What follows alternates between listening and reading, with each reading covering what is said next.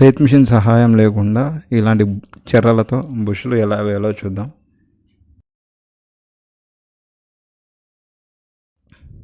ముందు మనం షాఫ్ట్ని పర్ఫెక్ట్ ఒక పర్టికులర్ సైజుకి కట్ చేసుకోవాలి. నేను 30 సైజ్ కట్ చేశాను షాఫ్ట్ని.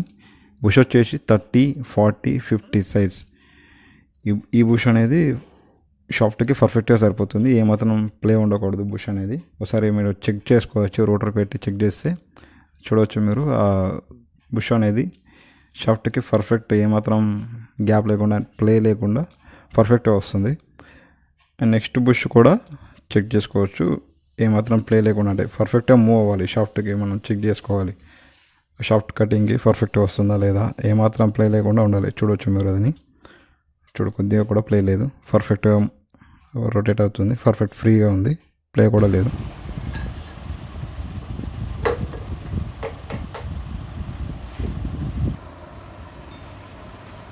నెక్స్ట్ మనం ఈ పాత బుషుల్ని రిమూవ్ చేసేసి ఆ ప్లేస్లో కొత్త మనం ఇంతకుముందు చూపించిన బుషుల్ని రీప్లేస్ చేసేయాలి.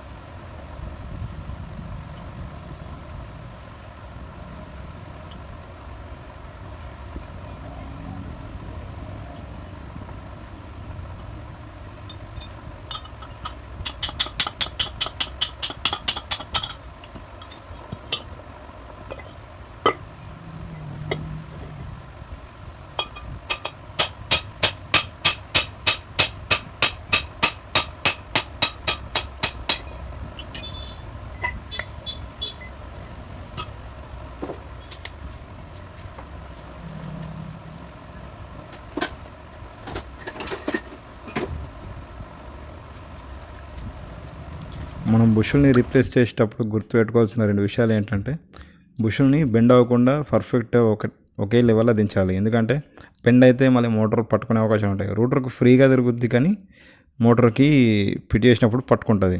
అందుకే మంచిగా ఆయిల్ రాసి పర్ఫెక్ట్గా ఒకే లెవెల్లో దాన్ని దించాలి. ఏమాత్రం బెండ్ అయినా మోటార్ పట్టుకుంటుంది. చూడవచ్చు మీరు ఎంత స్మూత్గా దిగిందో. అట్లా కొద్దిగా ఆయిల్ రాసి బౌల్లో కూడా కొద్దిగా ఆయిల్ రాసి దించితే పర్ఫెక్ట్గా స్మూత్గా దిగుతుంది. ఇలాంటి బెండ్ అంటే క్రాస్ అయ్యి బెండ్ అయ్యే అవకాశాలు ఉన్నాయి. పర్ఫెక్ట్గా దిగుతుంది.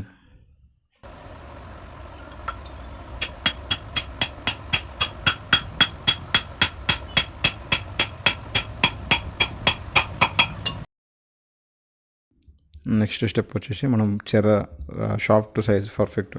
నేను 30 సైజ్ షాఫ్ట్ కట్ చేశాను కదా, 30 సైజ్ చెర చూసుకోవాలి. నా దగ్గర 38 నుంచి 16 వరకు నా దగ్గర చెర్రలు అవైలబుల్ ఉన్నాయి. అందుకే 30 సైజ్ ఎక్కడ ఉందో లింకాల్సి వచ్చింది, దొరికింది. 30 సైజ్ చెర్ర తీసుకోవాలి. సేమ్ పర్ఫెక్ట్గా చూసుకోండి, 30 సైజ్ ఉంటుంది. అది 30 సైజ్ చెర్ర తీసుకొని ఒక షాఫ్ట్ చెర్ర తీసుకోండి. షాఫ్ట్ కొంచెం కర్వ్ ఉంటే కట్ చేసుకొని పెట్టుకోండి. బస్ చెర్ర ఈ సైడ్ నుంచి ఆ సైడ్కి పాస్ చేసేయండి. అంతే, చుత్తేవాటి కొట్టేసి ఇటు నుంచి అటు పాస్ చేసేస్తారంటే అయిపోయినట్టే. మనకు షాఫ్ట్కి పర్ఫెక్ట్గా వచ్చేస్తుంది. ఏమాత్రం ప్లే అండ్ పట్టుకోవడం లాంటివి ఏం లేకుండా స్మూత్గా, మళ్ళీ మనం గ్లాస్ ఎంత స్మూత్గా వస్తుందో అంత స్మూత్గా వస్తుంది. చూడవచ్చు, ఎలాంటి ప్లే కానీ ఏం లేదు, అంత పర్ఫెక్ట్గా ఉంది.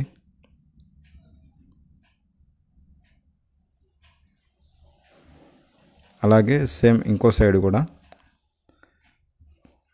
సేమ్ ఇదే మాదిరిగా ఇటు నుంచి అటు పాస్ చేసేసేయండి, అయిపోతే సింపుల్ స్టెప్ అయిపోయినట్టే.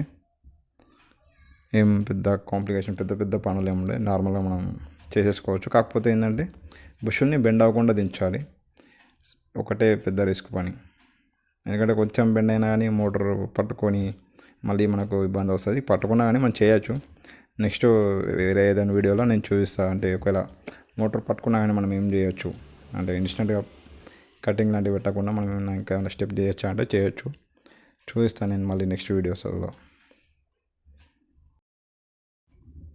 తర్వాత ఈ కుండ మోటార్లకి ఆయిల్ సీల్ అనేటివి చాలా ఇంపార్టెంట్. ఎందుకంటే ఈ ఆయిల్ సీల్ లేకపోతే మోటార్ వాటర్ లీకేజ్ అయిపోయి కాలిపోయే అవకాశాలు ఉంటాయి మ్యాక్సిమంగా. అందరూ అనుకుంటారు నీళ్ళ లోపలనే ఉండేది కదా, ఆయిల్ సీల్తో అంత అవసరం లేదనుకుంటారని. కంపల్సరీ ఆయిల్ సీల్ ఉంచాలి.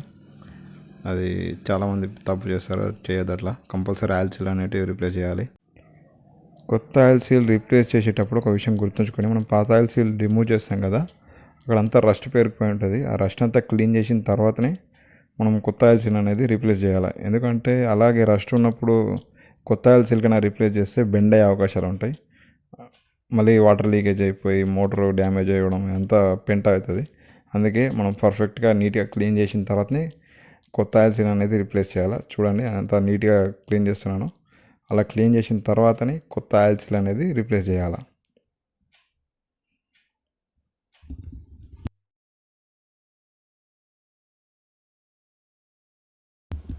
చూడొచ్చు, ఇట్లా అన్ని దక్కల పర్ఫెక్ట్గా, అంటే బెండ్ అవ్వకుండా పర్ఫెక్ట్గా దించండి.